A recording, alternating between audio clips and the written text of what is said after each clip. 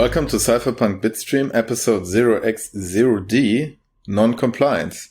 I'm Frank Braun, and with me here today is... Smuggler, hello. Hey Smuggler, how are you doing? I'm doing fine-ish. I had a longer remote video conference with normies today, and that's always a little bit exhausting. You got the Zoom fever. Yeah. I tell you, most people I really appreciate not having to see. Even with video conferences. Especially with video conferencing. Yeah. Did you see the story from this girl I sent you who hacked Zoom? No, I didn't. Tell me. So, I think it was, I don't know, went viral on Twitter or something. So there was this 8-year-old girl and she had problems with her Zoom. And she always got, locked out and couldn't get logged in and wasn't able to attend school. And basically it was in the end multiple adults trying to debug the problem for like weeks and until she was finally caught. And it turned out that if you have unsuccessful logging attempts for too long, then Zoom kind of blocks you from logging in again. But still says, okay, it's an unsuccessful login. It doesn't say you're blocked. So she would just, log out herself and just do like 20 wrong login attempts very quickly and then say, oh, I'm sorry, I can't log in anymore, I think that girl has a great future ahead of her. Yes, the parents How old did you say? I think she was 8. Wait until she's 12. She'll be breaking into banks. Yeah, no, she has a great career. I think the father said something about, I hope she turns whitehead. And the mother also couldn't really be angry, because there's some certain element of pride in there as well. For sure. I mean, basically, that girl learned how to get around the issue of today's episode, which is compliance. Yeah, she was very non-compliant in a nice way. That was very clever. Indeed. So we have compliance and non-compliance on our task sheet for today. And that's by popular request, mostly by Frank Braun. So, Frank, what is your issue with compliance? What is my issue?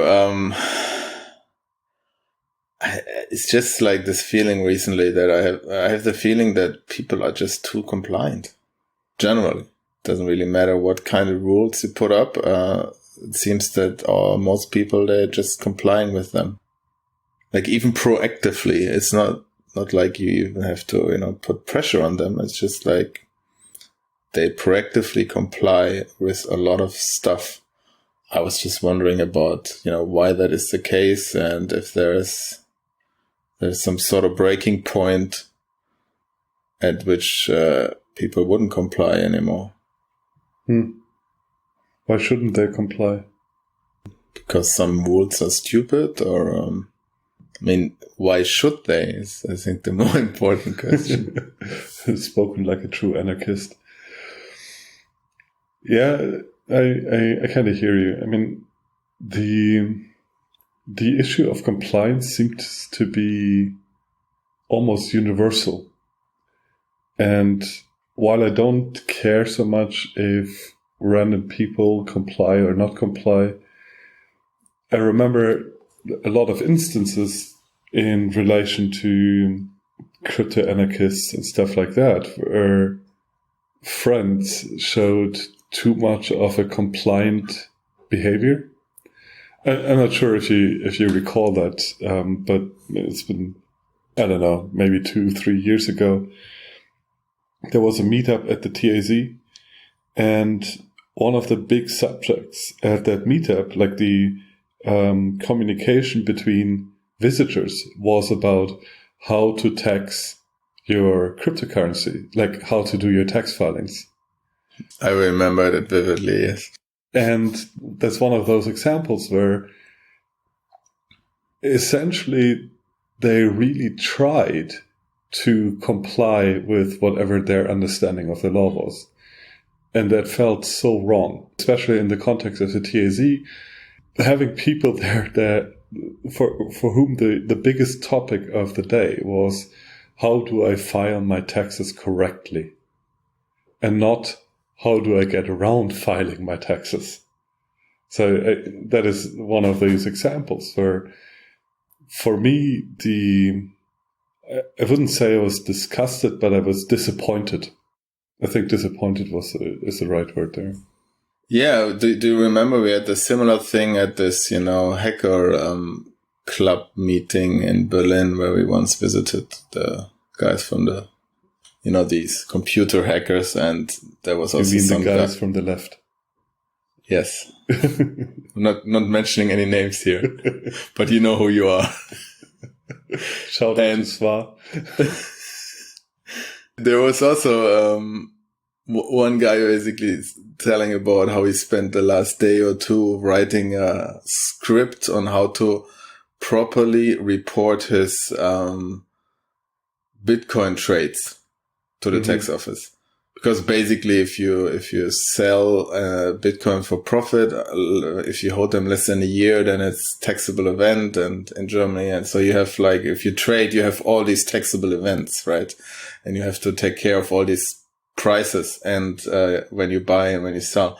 And the guy spent a day or two writing a script like for that, and yeah, like you said, I'm really surprised that people actually spend so much energy in trying to comply with something that is very hard to comply with correctly anyway, because the rules aren't really there yet, and it's all gray area, or a lot of gray area.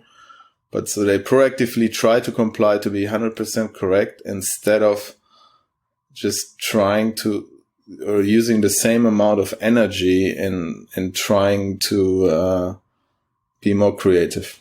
You mean not comply and not being caught? For example, yeah. I mean, if you don't have the earnings then, or the cryptos, then you don't have to report them, right? Yeah.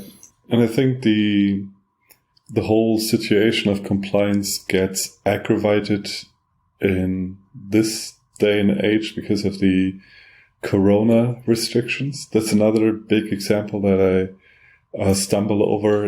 I remember when there was HCPP 20 in Prague, and I'm not actually sure what exactly the rules were at that time, but there were quite a few regular German visitors that basically decided to just comply with the corona measures, even though it was unclear how they're enforced. I mean, there were a lot of stories about how deep the enforcement was. Like, oh, there are people standing at the border and like border police, and they're not letting you in or they're not letting you out. So there was this whole rumor mill going on, how big the enforcement was.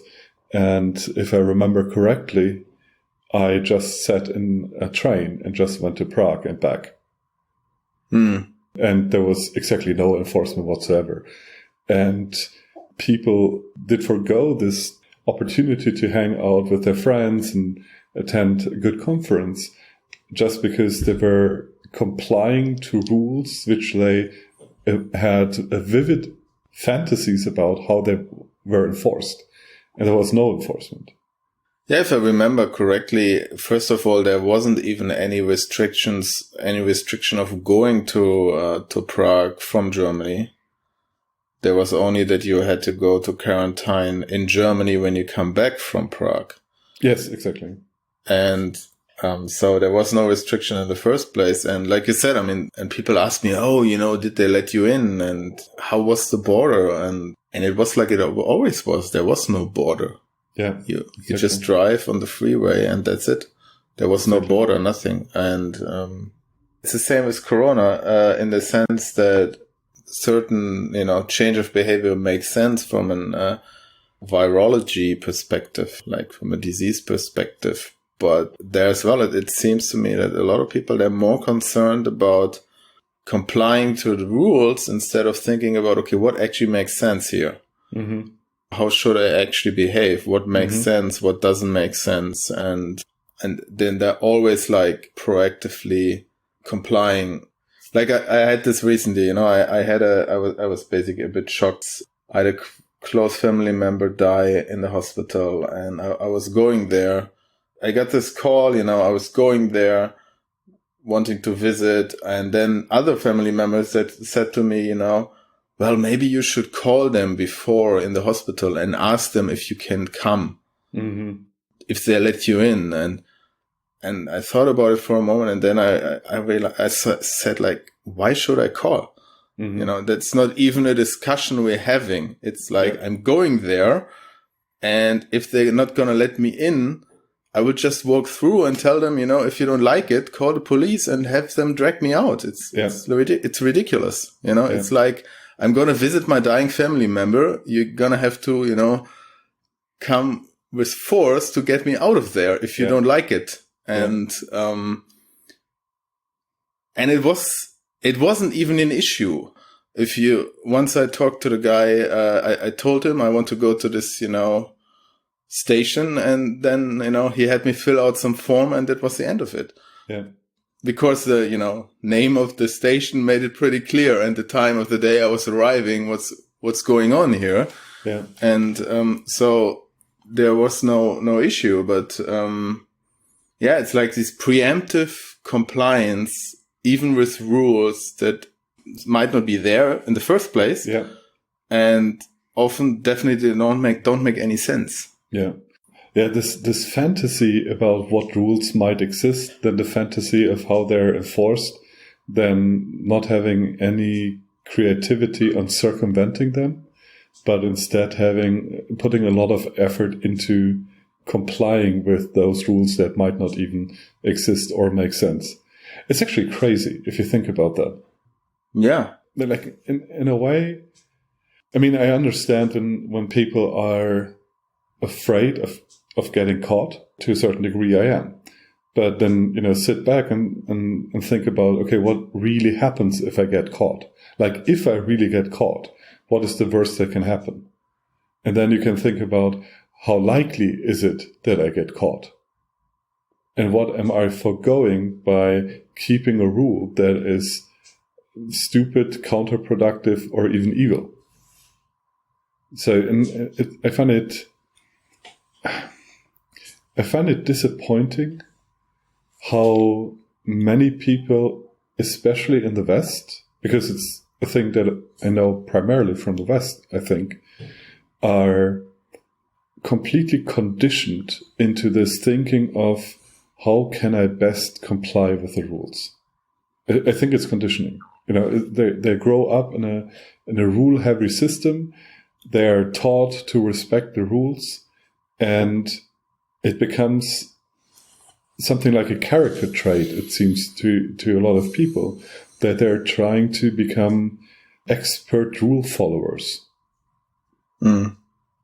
It's different in other parts of this world. I can't really remember the discussion of how to best follow rules from whatever, the Balkans or Eastern Europe in general, or Russia or Africa.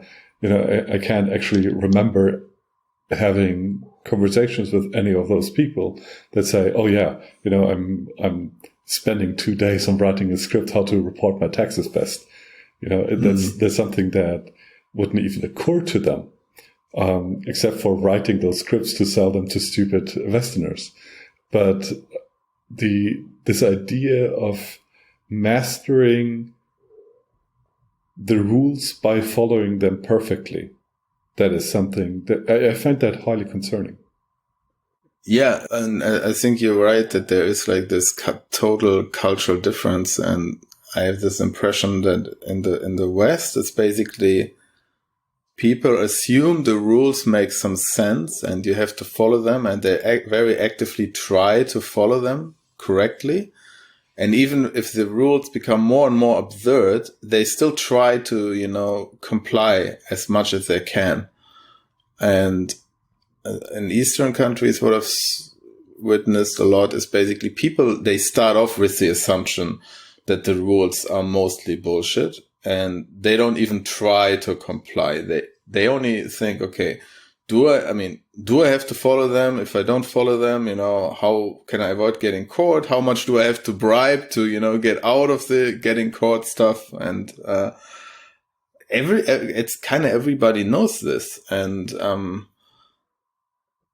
what I find so fascinating is that a lot of people are complaining about, rules that are stupid and don't make sense, but almost everybody's still following them. And it doesn't take that many people to say, okay, this makes no sense at all.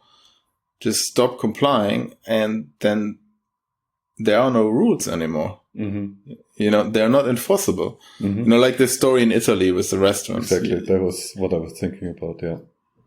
Maybe you can. Yeah. So in Italy, there was a Corona rule on restaurants having to be closed, I think, and cafes, etc. And then I think it was early January, right, where people en masse decided they don't give a fuck anymore, and they just opened the restaurants, and that was the end of the rule. Mm-hmm. So it was like thousands of restaurants that broke the rule. Enforcement breaks down. End of the story. Yeah, what you said earlier, that people might assume that the rules make sense, and that is why they're keeping them. I don't actually think so. So my hunch is that people don't even think about if a rule makes sense or not. Mm. It's more like I hate to use religious terms here, but it's almost as if they're treating rules as a God-given moral commandment. Mm. It makes you a good person to keep it. And you should be ashamed if you're caught breaking it. I really think that a lot of people they're not really concerned with their personal damage is when they get caught. I think they're really just afraid of being ashamed of being caught. Mm. And for them, apparently, that's at least what I'm gathering from conversations, is this: there's a rule, you have to follow it. There's no question about the concept of rule following. There's no questioning of the rule itself, but the existence of a rule makes it a moral obligation to follow it. And I find that I don't understand that, actually. Yeah, I was really surprised with, a lot of people having the respirators, the mask under the nose. Mm-hmm. But I think I get it now. Explain. Well, I think it is like a way of, complying and still non-complying. It's like this middle way. For me, it's like there are two ways. You think, okay, wearing a respirator in a certain situation makes sense. Then you put it on, no matter what the rule is. You put it on and you wear it, right? Mm-hmm. Or you think it doesn't make sense, then you don't put it on. You don't put it on.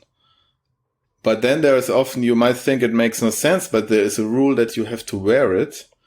And then you have these two choices. You don't wear it and you risk, trouble, or you just put it under your nose. And then it's much less likely that people will bother you because technically you still have it on, although it makes no sense.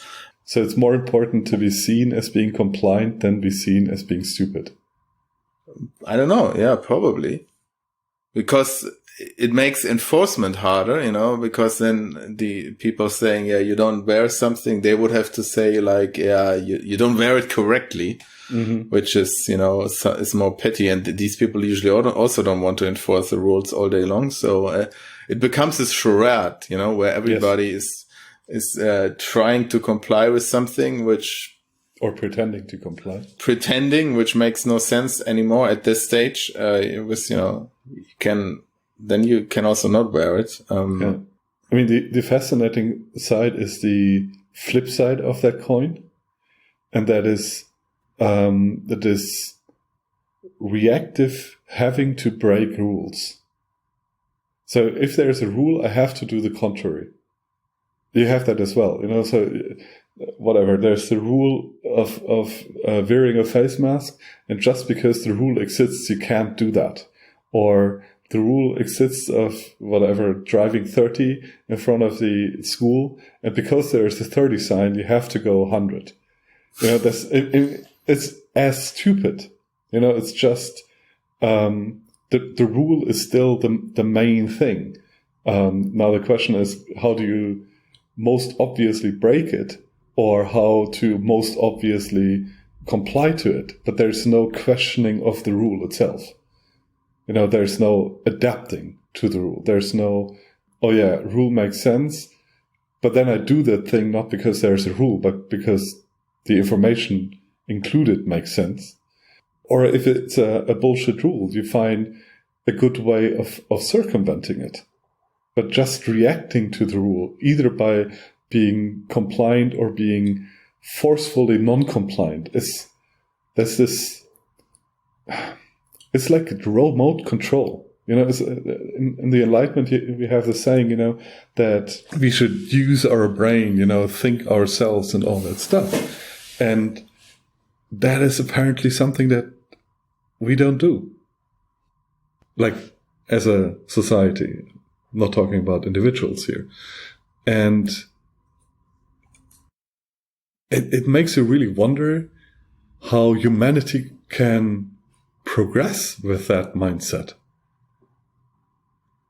Yeah. So, and where does it come from? Is it really just training? Are people trained that much? Yeah, that's a good question. I mean, for some people that probably explains it. I mean, there are people that are just used to not making decisions themselves.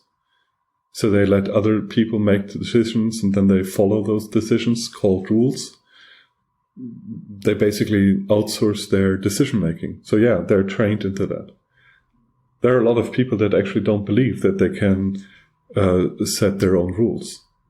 There are a lot of them, which probably has to do both with not trusting your own judgment and seeing yourself as being too small to make your own decisions. And on the other hand, not wanting to be held responsible that you made a decision to yourself. I mean, nobody can shame you for sticking to a rule.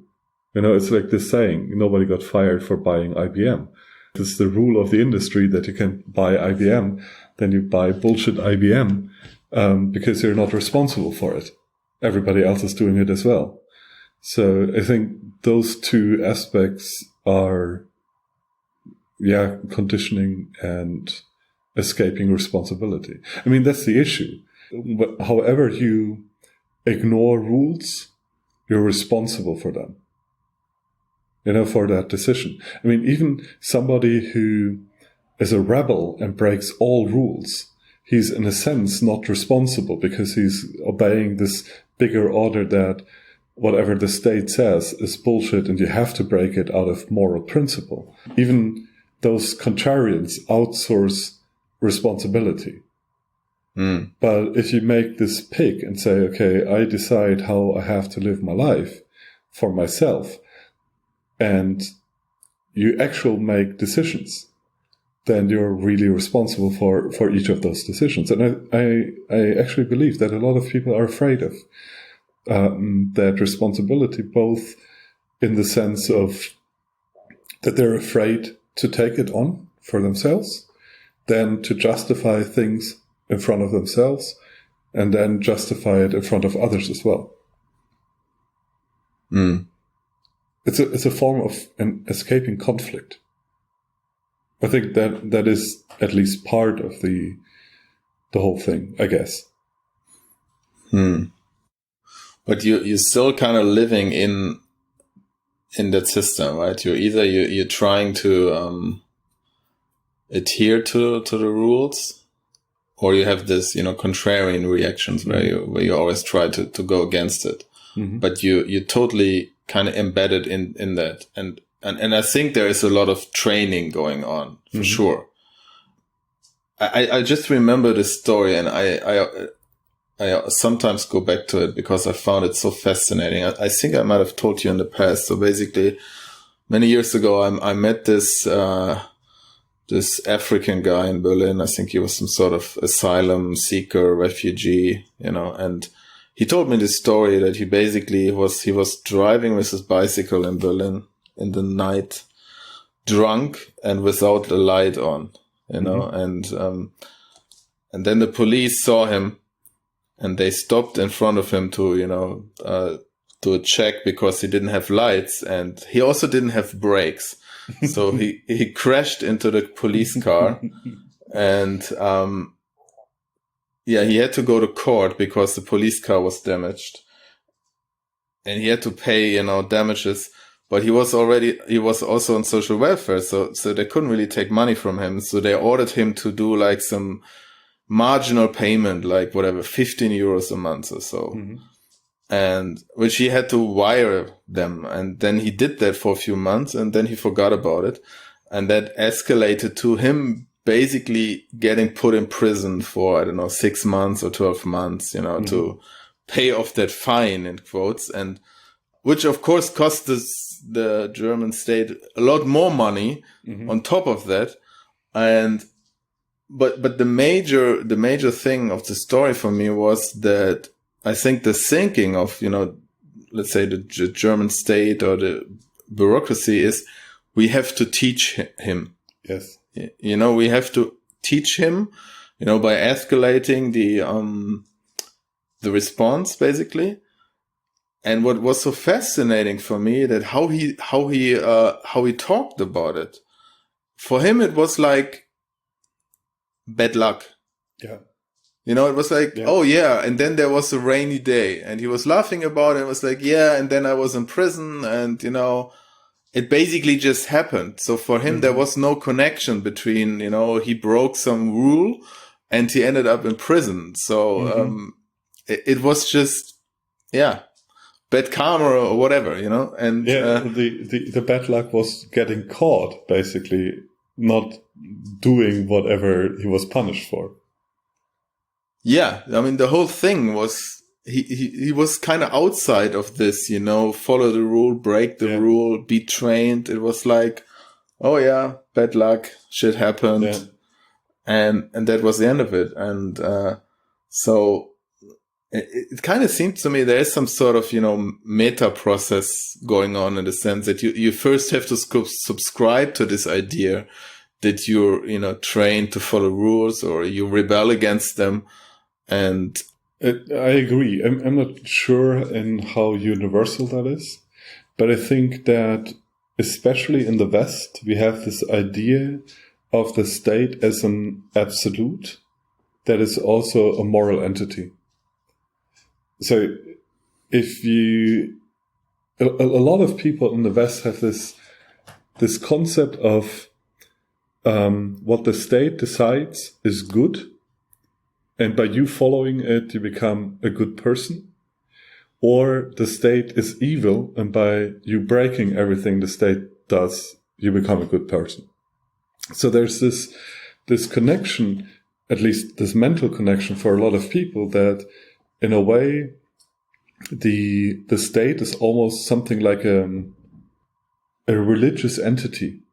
It's like a God as the giver of the moral law. Maybe not in the sense that they say, okay, it's the state itself, but because the state is an expression of social will or social destination or whatever, that is why the state is the embodiment of the highest moral thing you can accomplish. Or maybe it's not even the embodiment, but the path to that being embodied. when we're all good and keeping the law, then the laws of the state become better. And then, it's essentially progressive thinking. It's what liberal progressives are about. The state as the source, well, not necessarily the source, but the distillation of what is best about our moral and ethical thinking. And in a way, it's this, if you take the state and humanism and combine it, you get a new religion. That's why we call politics secular religion so often. And I think that plays a role for a lot of people as well. I mean, just as an example, you sent around this article of this one motivational speaker that had a conference, and they did everything to prevent infections, like corona infections. And they were unsuccessful. Something like 25% of the attendees got corona, COVID, whatever. And the fascinating thing with this article for me is not how much he tried, to prevent that. That's just, being responsible. But what I found extremely fascinating about what he said, because it was written by him, was how he felt ashamed that people got infected. And that, the article ended with him donating $100,000 to some charity, basically to make amends. And where basically this ingrained thing was, I kind of somehow failed society, and I have to pay, how is it called, penance. I have to do penance for it. And it has clearly this, why the fuck are you so ashamed? I was really wondering, why are you so ashamed? Think you did what you could do, you failed. Everybody who came made decisions themselves. And now, it didn't work out as planned. But it's not necessarily that it was somebody's fault. It's just shit happens. But why are you suddenly thinking that you have to ask for forgiveness? Yeah, you're right. It was also, there was what makes it even more extreme is that it was mostly an online event, and they then had some people there offline because a lot of people were asking for it. And they took a ton of security measures, but you could be just like, yeah, we did everything we could, and you took the risk, and unfortunately the risk didn't work out. Exactly. Well, everybody is self-responsible also to, go there or not go there, and take the risk or not take the risk. So the interesting thing is this, how this person who, they broke one rule, and he was basically ashamed of breaking one rule, because he's mentioning that the only ones that didn't get infected were the people with the masks. So it was really about this, we broke the mask rule. We tried to replace it with testing, etc., etc. And we who broke the rule got it, and the others didn't. And there was this clear sense that this person thought that he had failed, in a moral sense, he had failed a higher entity. No, but I disagree somewhat. I think it basically is like this, let's say, hierarchy of responsibility. And I think it's the same thinking that people have, or the same belief that they have in the state. You have this bigger entity, let's say the state, and the state is responsible to do certain things. And we have to follow the rules, and then in exchange we get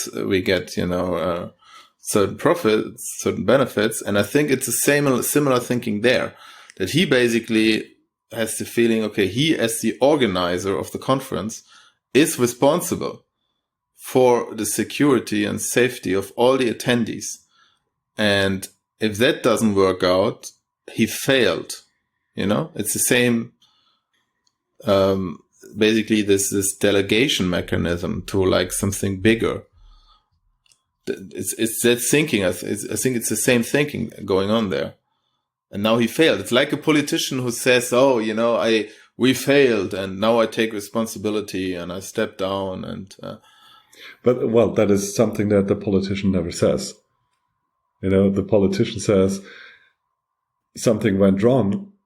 It doesn't say, "Oh, it's my fault." It's more like, "Oh, I take political responsibility because I'm in the hierarchy, but it wasn't my fault." So don't let the politicians off their hooks here. I've never heard a politician actually being honest and saying nobody should vote for me again. I've never heard that. So, you think okay, his apology went further. In politics, it's a similar thing. In a way, the politician, if there was a failure, it's not that he's stepping down as a form of punishment, but it's more like a sacrifice to the system, to appease the system again. I mean, you can really frame this in some religious terms here, where everybody is basically praying to this fucking god of the state and society. It's like this, how do you call it? Like these offerings, right? Yes. Yeah, you offer some high head politician as to the gods, and he's sacrificed now, and now the system moves on because he took responsibility. Exactly. Or he took blame for the problem. Exactly. Yeah. He's basically a scapegoat. Yeah. That is why, political responsibility is actually something that is symbolic. If you, as a politician, mess up, let's say, getting vaccinations and another 10,000 people die, you're not going to go to jail. You're stepping down, and 5 years later, latest, you're in a new position. It's a symbolic sacrifice that you're making there. There's nothing real in there whatsoever. And it's this, in a way, it's this show. It's a ritualization of everything.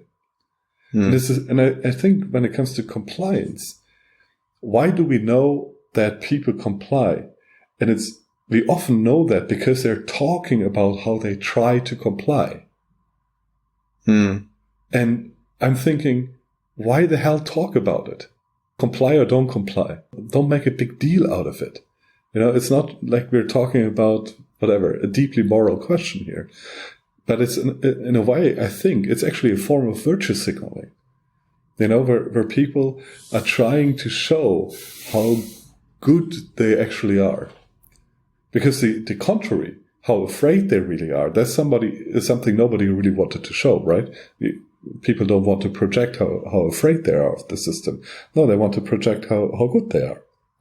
And how much effort they put into being good citizens. Yeah, I think the effort thing is really important. And there, I think it is kind of connected to, training. I found that often find it very, interesting or also a bit amusing how much focus is put on effort in school. Mm-hmm. Yes. Things like you get good grades if your handwriting is beautiful. Mm-hmm. It's stuff like that, right? In primary school, it doesn't really make any sense from a results perspective.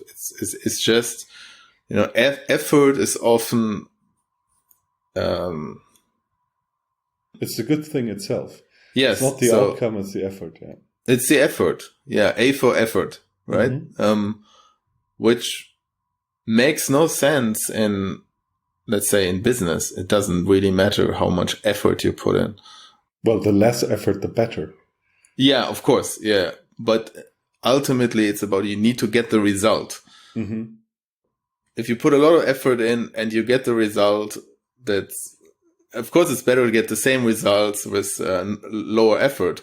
But if you don't have the result, no amount of effort counts for anything. Yeah. But in these other areas like school and also this, I'm trying to comply. Somehow that is very, very important. Probably because the result doesn't matter. Yeah. So it's kind of training people to do these things, and it becomes, I don't know, it becomes these Kafkaesque circus, Mm-hmm. you know, in so many areas. It's like I always have this with flying, you know, Mm-hmm. it's like this security circus that becomes more and more absurd every year. Mm-hmm. You know, it's like, okay, now you can't take liquids anymore, and you know, and then we take the laptops out, and we get the laptops out of the sleeves, and we sometimes take the shoes off, put the shoes on, and all of that stuff, right? And then you hear some, you know, stories from people who are actually more involved in that, and they're like, yeah, you know, you fly a private plane, you just land there. Yeah. Right? You don't even go through security. You just land there and can take whatever you want. Yeah, it's like a theater. Everybody's playing the theater, and nobody seems to question the validity of the theater. Mm-hmm. It's like, okay, we all go through the motions. You know, we all, whatever. We all wear masks in train stations outside, and then you're like, everybody goes through the motions and stuff like that. You know, it's weird. I think it's even worse. And while you're talking about that, I'm actually thinking that if you really look at it, our whole society is fundamentally based on this competing over best compliance with as much effort as possible. So, for example, you've been to university and you've been to school. Exactly. Too long. You know that at least 50% of the time you spent there was wasted on learning stuff that is completely irrelevant for everybody, except if you're a professor and you teach the same bullshit to somebody else again. And when you look at how do you get forward in society today? You know, how do you have success? How do you make relatively stable money, etc., etc.? How do you become more powerful? It's a lot about this knowing the rules, knowing all the rules, and complying to them. And basically, your ability to know all the bullshit rules puts you forward. Basically, you're demonstrating how well you can dance within the system. And that makes you a more important person. I mean, we have whole professions that are just about knowing bullshit rules and complying to them, and then making other people comply to them. You know, that's probably true for at least 50% of all people who studied law. You know, or think about tax advisors, etc. They're basically they're just about using those rules, creating rules, knowing rules, complying to rules, make other people comply to rules. And if you think about that hard, I think there's a huge part of society that is just about that. About what? About executing those rules? Or? Yes, about creating, knowing, executing, and enforcing rules. I mean, look at, if you're working in the medical field today, most of your work ends up in documentation and statistics. You know, if you're a doctor today or a nurse or whatever, most of your time you spend filling out forms, not dealing with patients. Yeah, at least 1/3. And if you look at business, you know, most of my time, at least in business, I think, except for the actual, you know, producing something, is not thinking about strategy or acquisition or whatever. I mean, I spend so much time on getting away with my tax filings. You know, I wouldn't say that I actually comply, you know, but even the minimum effort that I put in there to at least get away with it is enormous. No, it's monumental. It's absolutely it is absolutely mind-boggling the amount of work you have to put into that. I mean, not to get shut down, basically. I mean, it's not just about, you want to comply. I mean, there's also that you kind of have to do risk management. It's not that you actually can run a company and just not comply. That doesn't work either.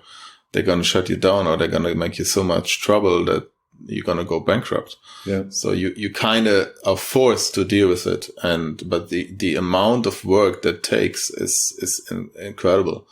I'm sometimes wondering if we will get that point where society basically grinds to a halt due to rule over complexity. It does. I mean, I have just two stories come to mind. What I want to say first is that I have the feeling basically what we have is like, I mean, you can look at these rules as basically these are like algorithms, right? Mm-hmm.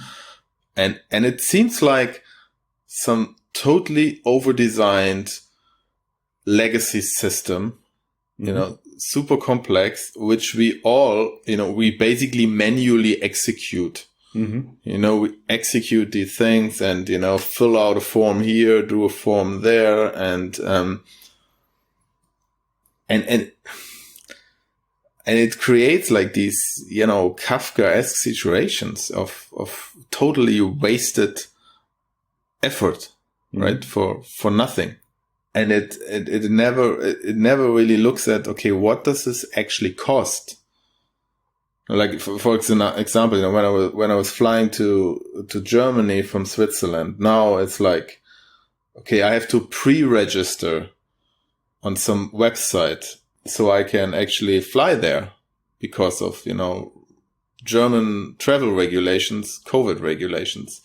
And, but if you fly, you actually have to do it because they force the airlines to check the rules for them. Mm-hmm. So basically, Swiss Airways had to check that I filled out this form in Switzerland. And so they kind of just like, it's for somebody somewhere. It's like, oh, we make this rule, make a signature, boom. And then he created this work and associated costs for somebody else in a company in a different country even, who now have to deal with that shit and create that complexity. And boom, another layer of rules and people doing things. It led to basically now people queuing up in the airport to show this form and, pulling out their passports, which I usually wouldn't need, and then another stamp on this form. And of course, this whole form was just like you go to some website, you put in some data, you print out a PDF. And that's what you show at the airport, easily to fake, of course, but another layer of complexity. And like you said, it creates this entire professions that are basically about nothing else. Mm-hmm. It's just basically helping people to comply with rules or understanding them, and these, layers which don't really serve any purpose whatsoever. Mm-hmm. Yeah, I actually think that this, what you said, complexity and society grinding to a halt. I'm actually convinced that the biggest issue for our liberty is actually exactly that part. It's not about the politicians, or it's not about the capitalists. It's not even about the socialists, but it's about the rule makers and enforcers. And we call them managers or bureaucrats. So, I mean, when you think about it, you have a big company and, like publicly traded, you have a CEO. That CEO is not the boss in the sense that he owns the company, that he's responsible with his personal wealth and whatever, but he's a hired hand. He's a bureaucrat. CEOs are bureaucrats that are hired by the shareholders to execute, to a large degree, compliance. I mean, it's so much that when you're on the board of a big company, you will have a chief compliance officer. And in a way, when it comes to actual long-term thinking, whatever that is, maybe, the advisory board or whatever that does the work. And then if you look at the structure of a company, like a modern company, so much of that is just bureaucracy.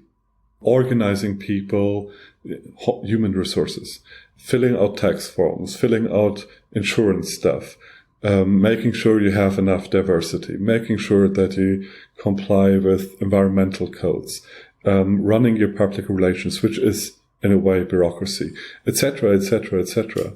And you have that in every single bit of the company. You have that in every office. You have that in every administration. You have that in the state. You have that everywhere.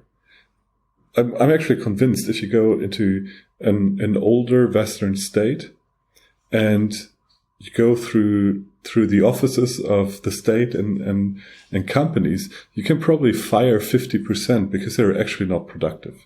They're just concerned with keeping the rules. I mean, I had that today. So today I had a video call, and it's about a security consulting for a building project.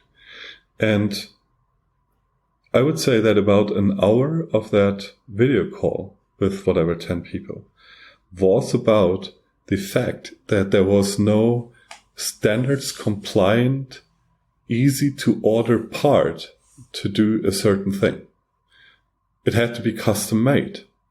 And this question of, should we not have that feature and just go with standard stuff, or do we get something custom made, was this huge conversation, not so much because of cost, but because of who's going to be responsible for it, who's going to sign off on that, how do we make a public offering for that, etc., etc., etc. So there's this huge issue about a piece that costs maybe 200 euros in a multi-million euro project. But because that single piece is not according to some random standards, it created this huge problem. And basically 10 overpaid people discussing something that a skilled craftsman could have built in that time. And we have that at every nook and cranny of society, and it becomes more and more and more. I mean, if you're in the finance industry, I mean, you're going to kill yourself because that is basically 99% of all you do is just compliance. Or if you're building consumer goods, it's the same thing, getting them certified, etc., etc. What about recycling? There's another 5,000 pages of law you have to keep. Or when it comes to offerings and procurement, who has which certification? And most of those certifications, you know it yourself, is about creating meters of files that are just documenting what you've been doing all your life. In a way, we're wasting not just money, not just time, but brain power and adaptability and all of that, and it increases. Because that's the interesting thing, is people don't throw away rules. Because every rule basically has stakeholders that depend on that rule to exist. Because they're the ones that wrote it, that enforce it, that teach it, etc., etc. So there's this calcification of society. And in a way, teaching everybody to be a better manager, bureaucrat, administrator, which we are doing all the time. I mean, look at what most people study. It's about administration, bureaucracy, management. And I think that is, we have so many people that are trained into becoming executors of the societal operating system. I mean, look at all these gender and diversity responsible people. You have to hire somebody who's making sure that you don't have racists in your company. That's a job. Of course, those people cannot afford for racism to actually go away because they would lose their job. They can't. They have to find it everywhere. Otherwise you're not useful. It's like the war on drugs. Huh? It's like the war on drugs. You don't want to win the war on drugs. Exactly, because there are going to be thousands, 100,000s, maybe even millions of people out of a job. Social workers is the same. Exactly. So you're putting one layer upon layer upon layer. And I think that is something that is true even if you have something like a revolution. A revolution doesn't even change anything about the administrative or bureaucratic system. You're replacing the figureheads, the politicians, whatever. But who's the first in line to continue in the new system? It's the managers. Think about World War II. How many people that ran the German fascist state were hired by the Allies to continue their operations. Yeah, just to add to this building consulting project, when I had some more insight into that, I found it really fascinating. Before I thought, okay, building something, you have some architect and he comes up with a plan, basically it's more like how it's supposed to look. And then he talks to the what's it called? Static. Mm-hmm. Making sure the building doesn't fall over, basically. That civil engineering parts of it. I kind of figured, okay, the architecture, it's more about how does it look? Does it look great? And then you have the civil engineers looking at it doesn't fall apart. And maybe, some specialized people like, okay, electricians, making sure that all the wiring works. But like you said, in the end, it's actually, okay, no, it's 95% trying to you start off as an architect and you have this, huge design space. And then 95% of that design space is basically, here be dragons, you cannot go there. Mm-hmm. And you have to find like these 5% that are actually possible, because it's, building codes, then the fire regulation is huge, then, environmental regulation. Public procurement. And like you said, it ends up with these meetings of 10 people, and then basically one saying, oh, let's do this. And then the fire expert says, no, you can't do that, regulation X. And, the other guy says, you can't do that, regulation Y. And it has a complexity that basically no single person can understand all of that. And then you wonder why it's so freaking expensive to build anything.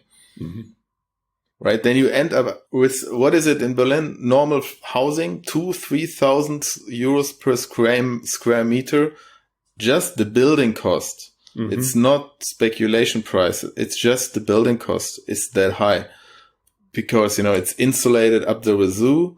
I'm just saying that, take the half of the money, put it into a container building, and you have a luxury container. But it's true. I mean, you have this, everybody is trying to comply with 1 million rules. And as you said, nobody is able to even know all of those rules. I mean, a lot of these conversations are really, they're not about physical issues. They're not about what makes sense. They're not about what is possible, technically, engineering, etc. But it's so much about what are the rules. And then a lot of these projects are actually about getting permission to not having to enforce certain rules, where you basically have to go to the state and say, can I please break this rule? Otherwise, it's undoable, because all those rules have this nice side effect that the more of them you have, the more they collide with each other. And that's the interesting thing is that you're actually at a point where building new real estate is more expensive than using old real estate. And the reason is that the old real estate you can still use because it has rule exemptions. Yeah. Right? It doesn't have to follow the new rules, but there are so many new rules that if you build something new, you have to follow all of them. I mean, naively, you would expect, okay, we make technological progress, so should be cheaper to build new stuff instead of more expensive. But it's the other way around, because you have more rules, you have to follow all of them, and they have a ton of costs associated with them. Yeah. It's actually not that the building materials or the construction workers cost more money. It's the whole management and administration overhead that is actually burning all the money. Yeah. And coming back to what you mentioned about societies breaking down from that, of course, at some point, if you don't stop that cycle of adding new rules, having conflicts between rules, the other thing that you lose with rules is general abstract understanding of what's actually going on. You have specialists in a certain set of rules, but they don't actually know anything about the matter beyond those rules anymore. They don't know why those rules exist. And they just become relatively stupid enforcers. And of course, that is eating up manpower, time, money, everything. And I think that if you look at, for example, older socialist or communist states, you actually see what happens if you have too much management. If you have to wait 5-10 years for a car that you want to buy. If you look at the history of Eastern Germany, for example, or Soviet Union, people get things done in those systems because they break rules. You cannot get anything done by keeping the rules. You have to undermine the rules, to bribe somebody, trade on the black market, whatever, to actually get the piece that you need to continue a project. And then in the end, you claim that you kept all the rules. And maybe it's this history that actually frees a lot of those countries today is from their belief in compliance. They first need to get things done, and then you think about how to justify how you could do that and pretend that you kept the rules. But the thing you see in those societies, or in communist and socialist societies, is those societies have actually been taken over by bureaucrats, administrators, and managers. That is what they're about. So if you're talking about socialism today or communism today, they're mostly about that question of, is it run by bureaucrats? And those societies fail. They necessarily fail. And our societies, which are not, at least on paper, socialist or communist or whatever, they're failing as well, because we are wasting everything on bureaucrats and managers as well. And we're not getting rid of them.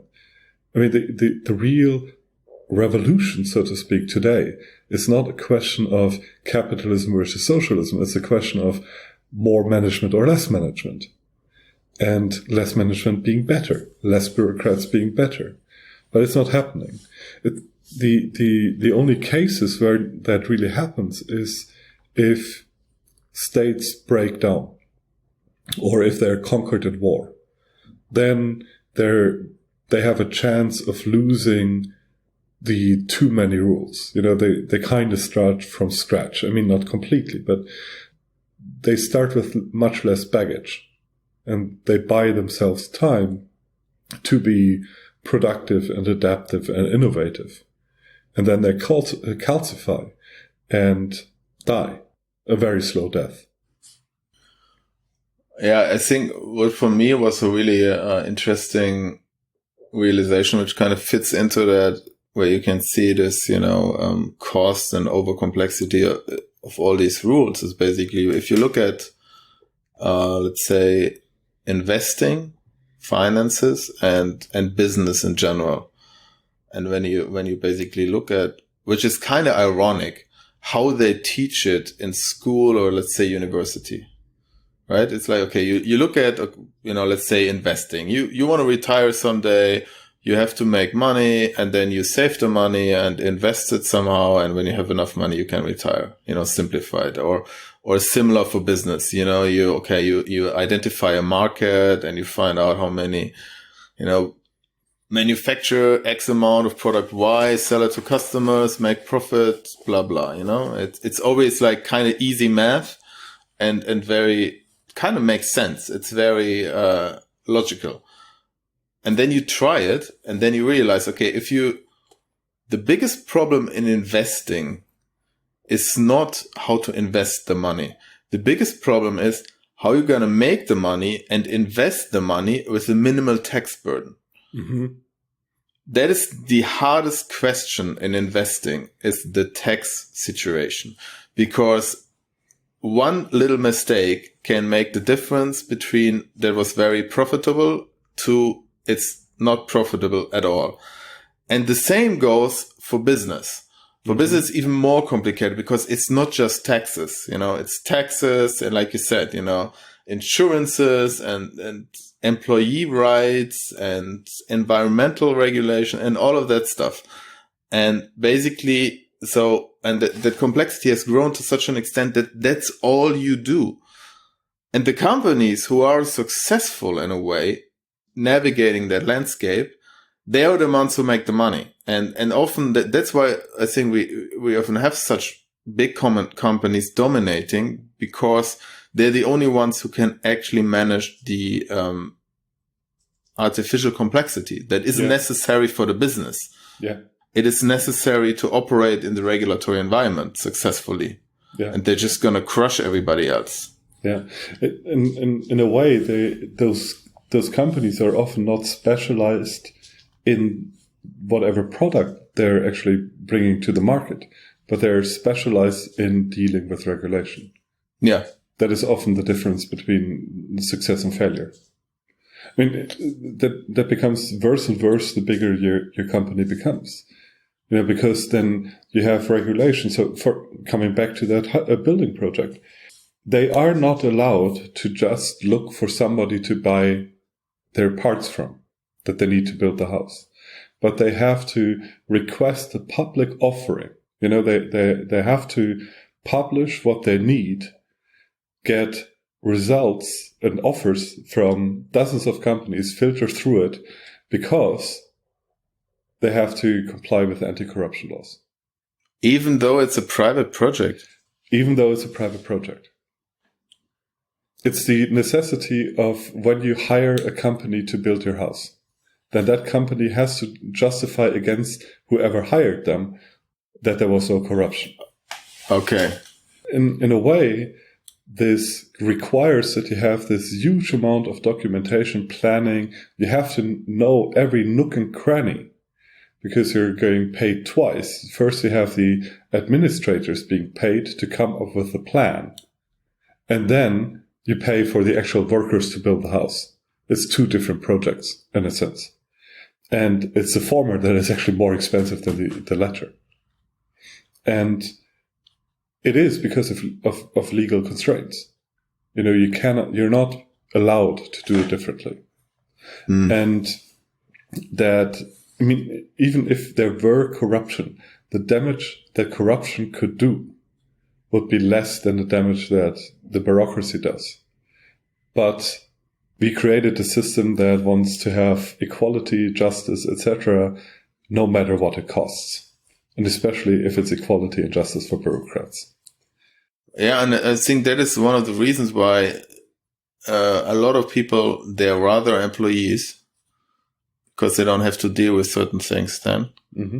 Or this is also the reason why, let's say, McDonald's, or other franchise companies are so successful, because in a way they kind of relieve you a lot of these burdens mm-hmm. by giving you like a turnkey solution. Mm-hmm. And because it is like a ton of mental overhead you have to deal with if you let's say want to be self-employed or an entrepreneur, and you want to like you said, then you end up dealing 50% or more with that crap instead of doing your job, your actual mm-hmm. job.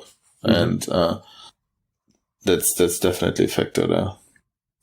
So my last words on compliance are, if I may cut it short, because I find it highly depressing and actually it gives me anxiety at this point, is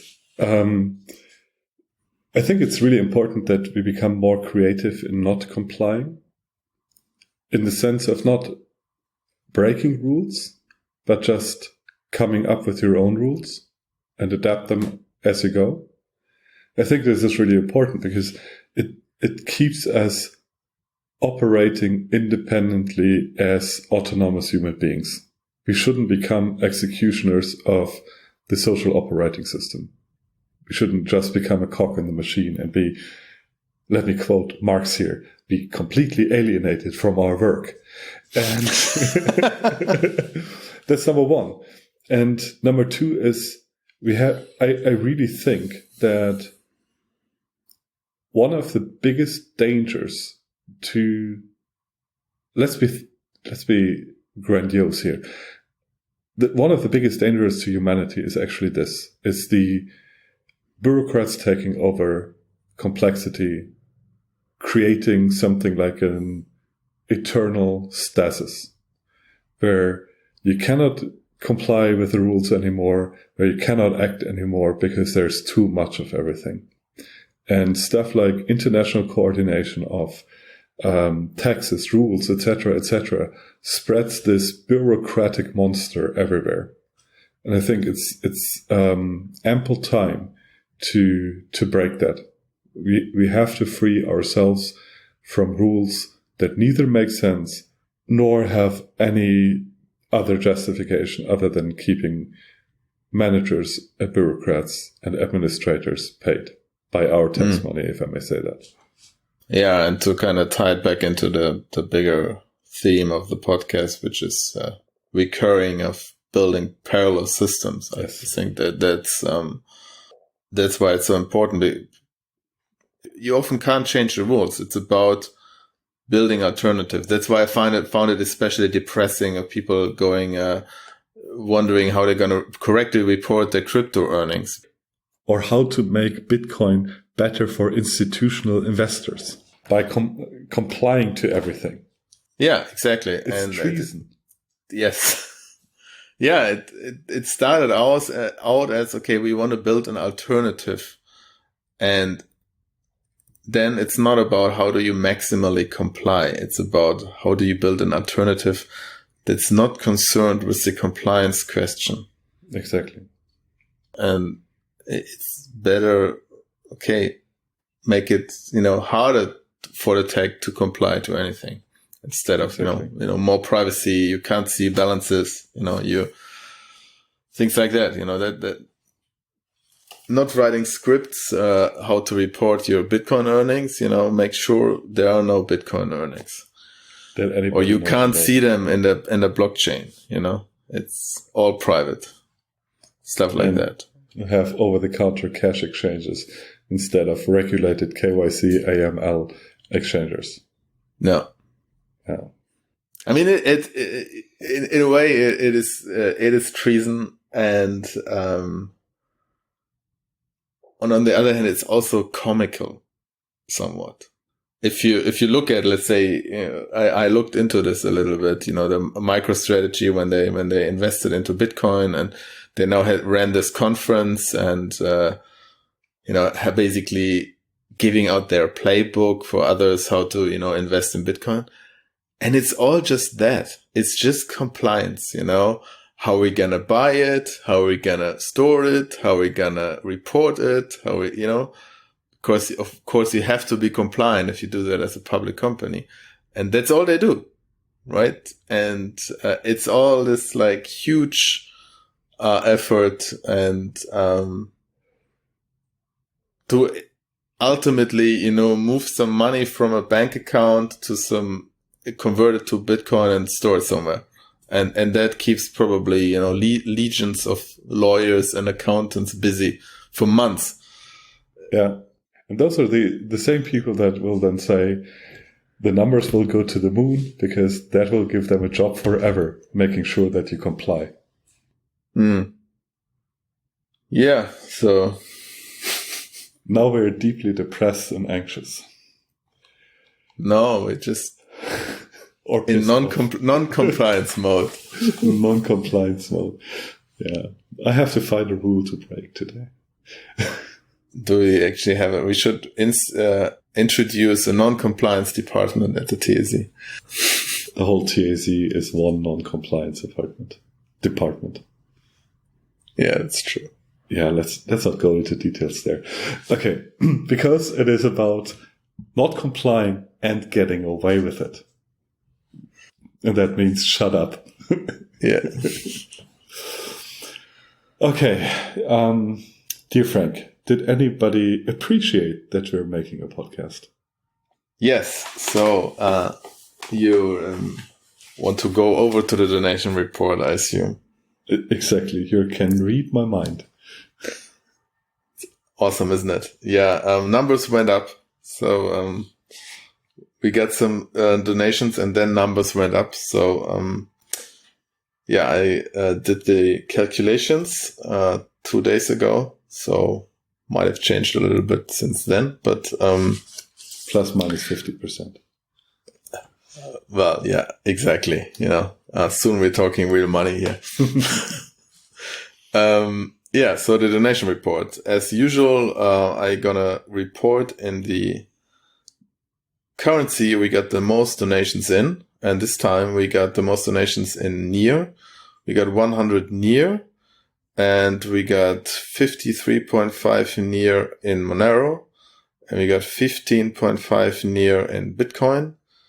And we got 5.5 NIR in Bitcoin Cash. So thank you very much for all the donations. And where does all the NIR come from? We never got a NIR donation before. The NIR comes from somebody. I mean, my friend Arto started working for NIR and he dragged me in there a little bit. And one guy from there, he liked the podcast and donated some money. And then I told him about the competition, and I think he convinced somebody else to donate more money so they win the competition. Okay, so I think that everybody who thinks that we should account in Bitcoin or Monero should take that as a warning shot. We have a contender now. They try to push NIR on you. I call to all our Monero friends, we need more Monero. I want Monero to win the next round.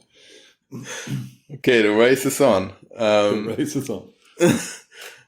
And I also going to mention that we just launched in NIR, they have this guild system. And we launched like the so-called Cypherpunk Guild. And what is that? It's basically like some sort of virtual organization / DAO that will help fund projects which are cypherpunk related in the NIR space. So if there is something you always wanted to build on a smart contracting platform, let's say prediction market or assassination market. No. No, I gotta veto the assassination market, but okay, just prediction markets. Yes. Then one way would be basically to apply for some funds at the Cypherpunk Guild, and we hopefully get this off the ground. All right. Very nice. Now we are coming to the not so nice part of the podcast.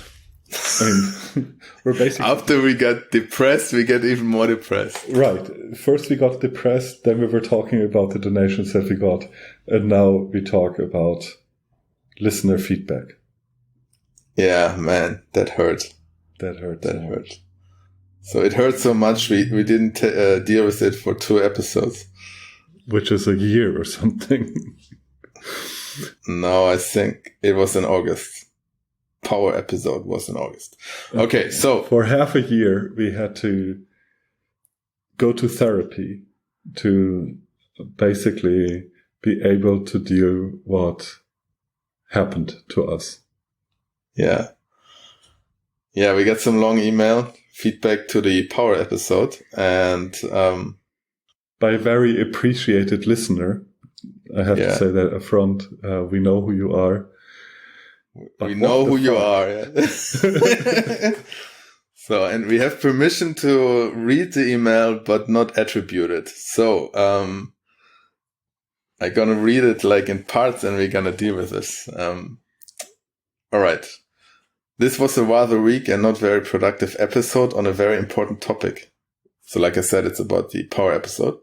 You both sound for some stretches like some 1968 hippies that are childishly fearful of power and the responsibilities it brings and alternate between it does not make sense to want power, power is an illusion, and only evil people want to have power, which is exactly the narrative of the idealistic left that is afraid of actually acquiring the power to change the world, probably because they know their ideas will not hold up to reality.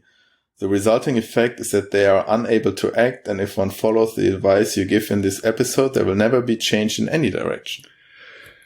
Dear listener, I have no clue what episode you listened to. So, while the things that you quote, except for the only evil people want to have power, are quotes from the episode, they actually don't make sense in the context. So, let's go to the power is an illusion quote. The power is an illusion quote comes back to the question of what actually power is and where power comes from. And I think that you might be confused about what we tried to say, which is probably our fault because, we talk a lot and sometimes it's hard to connect these several strains. Power is something that actually exists, but power is something that exists by humans, of humans. Humans have power. And the only other way power can exist somewhere else is because humans transfer that power to something else, be it by giving it up and giving it to another person or giving it to an institution or something like that. So power is something that comes from the individual. It's not an illusion. I am powerful. Frank is maybe powerful, but okay, he was taking out his guns there. So Frank is more powerful, but the power is in the individual. And it's the transfer of power that leads to power concentration. But power can also be taken back. Okay, I continue. Power is not an illusion. It can be built on illusions, but as soon as it affects how people and structures behave, it is absolutely real. For example, try to tell a taxman that his power over you is just imaginary. Also, discounting the scope and reach of economic power is plain wrong. The hidden economic power structures are often way more powerful and affect reality much more than the political power structures. And most people, due to their life circumstances, do not have the option to evade that reality. We do not have a free market that would allow withdrawing from power structures that exist.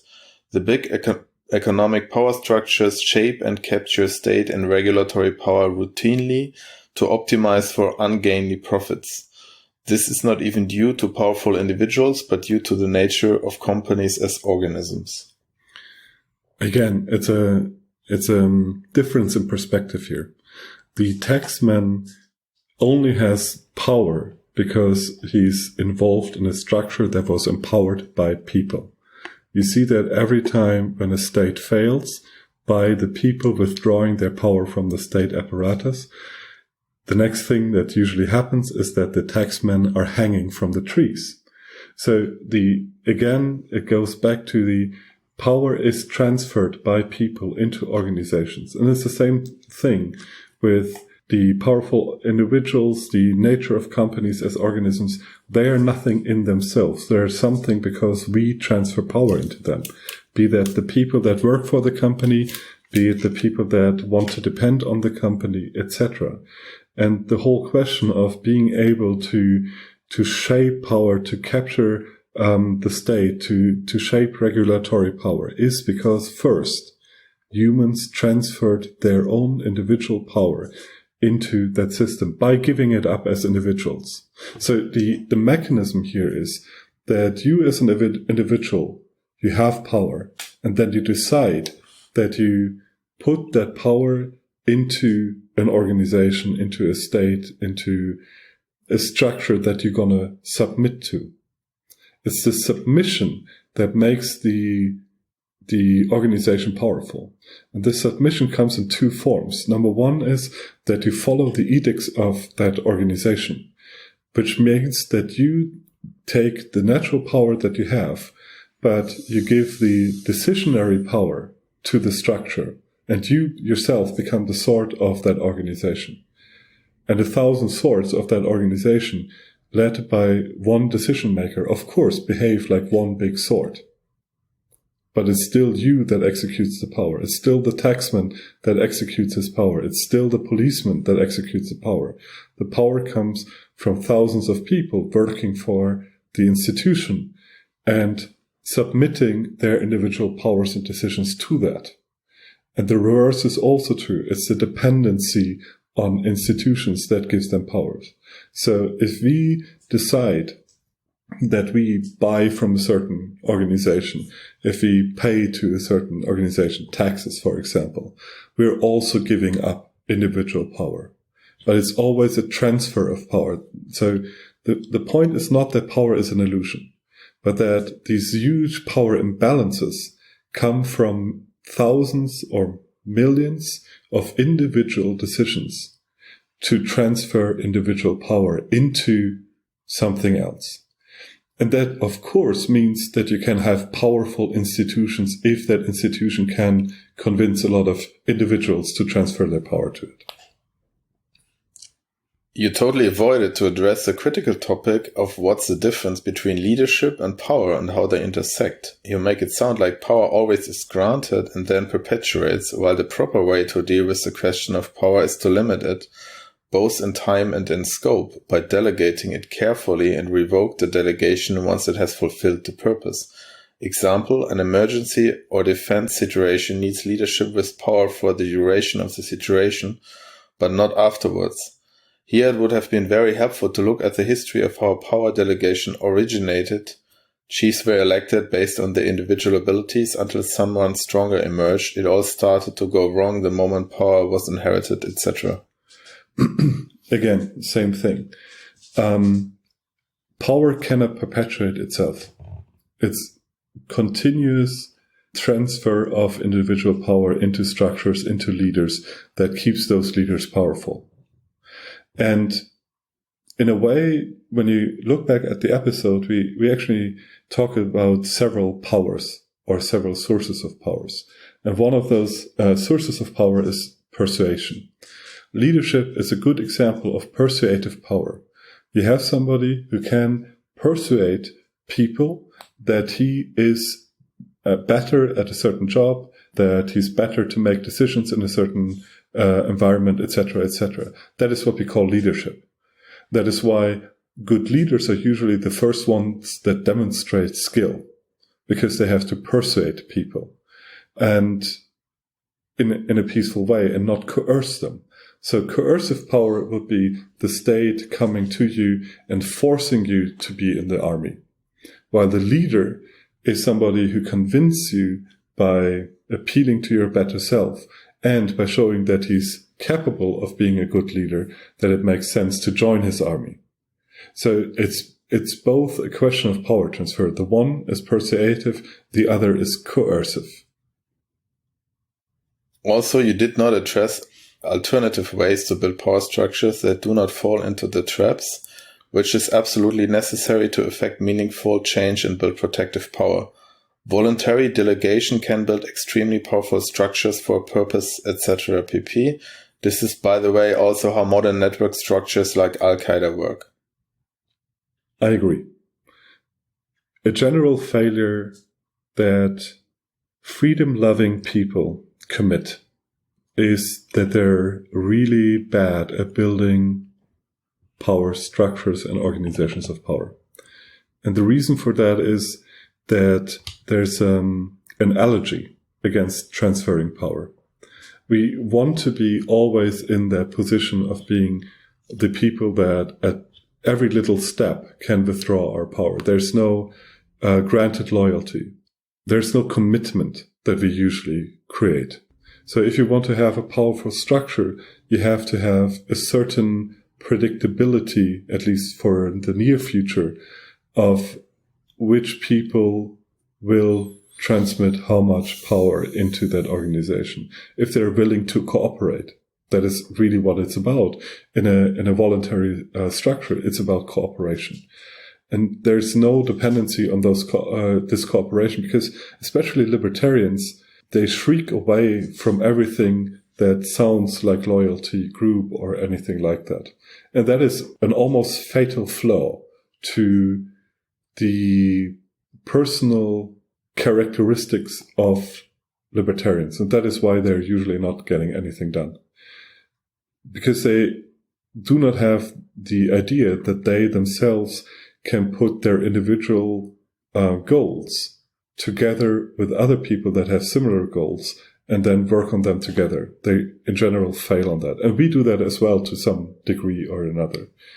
And you're completely right in the sense that, number one, we didn't address that. And number two, it is a topic where we should talk about. We should actually have an episode about that. And where the scene itself has to think about it. Because right now, the only way we do any of these cooperative organizations is by buying people off. It's the only kind of power commitment we actually know, is transferring money. You get paid, so you work for me. That's basically all we can do right now. And of course, there are examples to the negative. So if you look at the TAZ, if you look at Parallel Polis, you see people that cooperate with each other to achieve goals and become more powerful. However, you can also see in a lot of those structures that they're not able to deal with conflict internally, which is a weakness and is to a certain degree due to the fact that we're only individuals often. We come with this idea that every one of us is just an individual, and that we abhor anything that speaks of loyalty, commitment, etc. So that in a way, what we're often lacking is the common vision that we make our own. Now, one thing on Al-Qaeda before I give Frank the word, and that is Al-Qaeda is only voluntary in its recruitment. It is not voluntary after you're in it. That is why there's a very strict discipline within terror networks. If you look at Al-Qaeda, if you look at ISIS or whatever, joining is voluntary, leaving isn't. You cannot easily get out of any of those structures. It's the same thing that you have in lots of criminal organizations, etc. It's you have a relatively low barrier of entry and an extreme barrier of exit. And that is because internally they are coercive. I wanted to add to what he said about the problem of individualism, let's say, in libertarian circles. I think that's kind of like this false contrarianism in a way that libertarians often look at. They see power structures and they think, okay, this is bad because it's a forced power structure. It has been forced upon them. And the reaction is you have to be an individual, and kind of is forgotten that there's also, voluntary power structures where you actually, say, okay, I'm going to delegate this power to somebody. And, so we can achieve like a bigger thing. Right. I think it's also what the listener mentioned here earlier about the, tribes delegating power to the chief in terms of war, let's say, that makes total sense, because, it is more efficient in that situation. And as I agree with what you said, that this is often kind of forgotten. And then we are kind of, libertarians often like, oh yeah, I have to be this individual. And that is very inefficient then. Instead of, okay, voluntarily saying, okay, we're going to choose to let's say, form some organization, do something, and build an alternative power structure, so to say, and sometimes delegate decision-making rights for a certain time. I think it actually makes sense to say one more thing about that.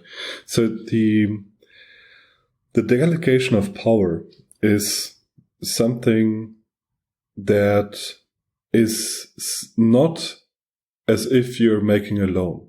So if you would make a loan to a friend and you could go to that friend anytime and say, give me the money back right now, then this loan loses any function for the friend, because the friend doesn't have the ability to actually use that loaned money, because at any time he might have to go give it back. And it's similar with power. If you delegate power, we as libertarians often have or post-libertarians or whatever we are, we often have this idea that we can withdraw our consent without warning spontaneously. But that actually means that our consent to delegate our power is actually never cumulative. It never amasses anything. It's still us as individuals spontaneously that can withdraw that power. Without warning, without reliability, without cost. And it is that means that our power is not usable. And that is one of the reasons why organizations that are able to concentrate power have a non-zero exit cost, or at least not a spontaneous ability to exit. So, for example, you have to announce way in advance that you plan to exit, and then only after that period can you actually exit and withdraw your power again. Or you have to pay a fine if you want to exit. And it's this reliability of power delegation that only allows something like a chief to lead you into war. Because that is the whole point. If you have an army and you're walking against an enemy that is threatening your land, and then everybody is just saying, oh, you know what, the weather is too nice for war today, let's go to the beach, you're going to kill everybody else. And it's the reliability of delegation, what we call loyalty, the price of not withdrawing your delegation, is what makes those organizations powerful. But there's an inherent emotional and possibly even philosophical reason why libertarians that believe in the value of individuals shy away from making those transactions ever. And that means that they'll never have power. But it's a topic that needs to be dealt with. So, listener, you're spot on at that point. We have to discuss that. Okay, I'm going to continue reading. One real fundamental factual error. The claim that dictators are inflexible does not hold up to check against even recent history. Lenin, New Economic Policy, Stalin, Hitler-Stalin Pact, Mao, Cultural Revolution, Putin, from integration with the West to aggressive isolation combined with influence ops, and the Kims in North Korea, oscillating between rapprochement with the West to isolation, were completely flexible because their power was and is absolute. They did in the past and will in the future change course in very substantial ways to preserve their rule. Another example is Öcalan, who changed the complete direction of the PKK from socialist Stalinist cadre organization to the most interesting system of self-governance currently emerging. Even Angela Merkel was powerful enough to be able to force two major policy changes, nuclear and refugees. The inflexible ones are simply the rulers that are not powerful enough. True absolute power in the hands of a capable ruler gives more policy flexibility than the slower democracies. See Xi in China in the last couple of years for a more recent example. Only weak rulers are inflexible. Okay, I'm not sure where we made that claimed error. I actually made the effort to listen to the episode twice, and I didn't find it. So I assume it's a misunderstanding. There are two things to be said about individual rulers and flexibility. Yes, individual rulers are more flexible simply because they have to accommodate to less people in a predefined way. Predefined way means the organization that gives them that power, and all of the examples you have are organizations that transfer power to those bosses, dictators, leaders, whatever, because those organizations are more or less purposefully built to concentrate decision-making on a single person. And that usually means that the staying power with such a leader is relatively high. So in a democracy, the transfer of power only happens to the system or to the organization. And the organization itself, as a quasi-abstract object ruled by written documents, has structures of selecting the decision makers.